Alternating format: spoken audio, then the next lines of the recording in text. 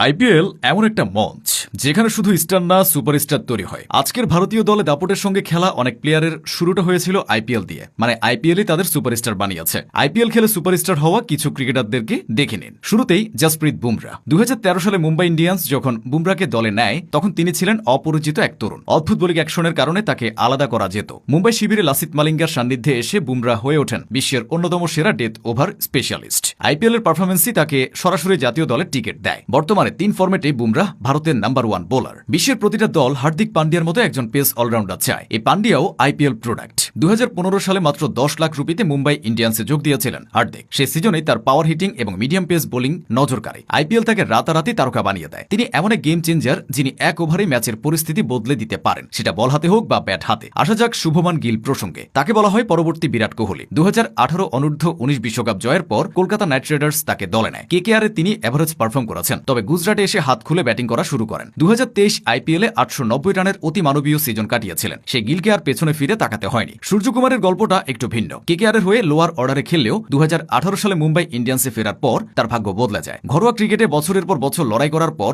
IPL এর পারফরমেন্সই তাকে 30 বছর বয়সে জাতীয় দলের সুযোগ করে দেয়। সে সুরিয়া তো এখন ভারতের টি-20 বিশ্বকাপ জয়ী ক্যাপ্টেন। আইপিএল এর রিঙ্কু সিং এর উত্থানটা আপনাকে অনুপ্রেরণা দেবে। অত্যন্ত দরিদ্র পরিবার থেকে উঠে আসা রিঙ্কুর ফিনিশিং স্কিল মেলে ধরার সুযোগ দিয়েছিল আইপিএল। কয়েক বছর কেকেআর এর বেঞ্চে বসে থাকার পর 2023 সালে গুজরাট টাইটান্সের বিপক্ষে রিঙ্কু শেষ 5 বলে 5টি ছক্কা মেরে নায়ক হয়ে যান। ছোটখাটো গড়নের এই ব্যাটারকে ভারতের বর্তমান ও ভবিষ্যতে ফিনিশার হিসেবে ভাবা হচ্ছে। ছোটখাটো গড়নের আরেক বিস্ফোরক ব্যাটারের নাম ঈশান কিষান। তিনি আইপিএল খেলে নায়ক হয়েছেন। 2018 সালের নিলামে বড় অঙ্কে মুম্বাই ইন্ডিয়ান্সে যোগ দেওয়ার পর থেকে তার পরিচিতি বাড়তে থাকে। তবে রোহিত, কোহলি, গিল, জয়সওয়ালদের ভিড়ে নিয়মিত জায়গা পেতেন না। কিষান হাল ছাড়েননি। বর্তমানে টিম ইন্ডিয়ার টি-20 ওপেনিং এ অভিষেক শর্মার পার্টনার তিনি। এই অভিষেক শর্মাও আইপিএল খেলে তারকা হয়েছেন। অনূর্ধ্ব 19 বিশ্বকাপ জয়ী দলের সদস্য হলেও আইপিএল থিত হতে অভিষেকের কিছুটা সময় লেগেছে। দিল্লি ডেয়ারডেভিলস দিয়ে শুরু করলেও সানরাইজার্স হায়দ্রাবাদে যোগ দেওয়ার পর থেকে তার আসল রূপ দেখা যায়, যা জাতীয় দলেও চলমান। শুধু ভারত না, বিশ্ব ক্রিকেটের সবচেয়ে আন্ডাররেটেড অলরাউন্ডারের নাম অক্ষর প্যাটেল। 2014 সালের আইপিএলে তিনি সেরা উদীয়মান প্লেয়ার হয়েছিলেন। কিংস 11 পাঞ্জাবের হয়ে তিনি দুর্দান্ত পারফর্ম করেছিলেন, কিন্তু জাতীয় দলের অশ্বিন ও জাদেজার স্থায়ী বিকল্প হতে পারেননি। তবে দিল্লি ক্যাপিটালসের হয়ে নিজেকে প্রমাণ করেন। বর্তমানে তিনি ভারতের আংশাং হিরো। ইদানিং চাহালকে ভারতীয় দলে দেখা যায় না, তবে একটা সময় তিনি টিম ইন্ডিয়ার স্পিন ডিপার্টমেন্টের পরিচিত মুখ ছিলেন। চাহাল আইপিএল ইতিহাসের সবচেয়ে বেশি 221টি উইকেটের মালিক।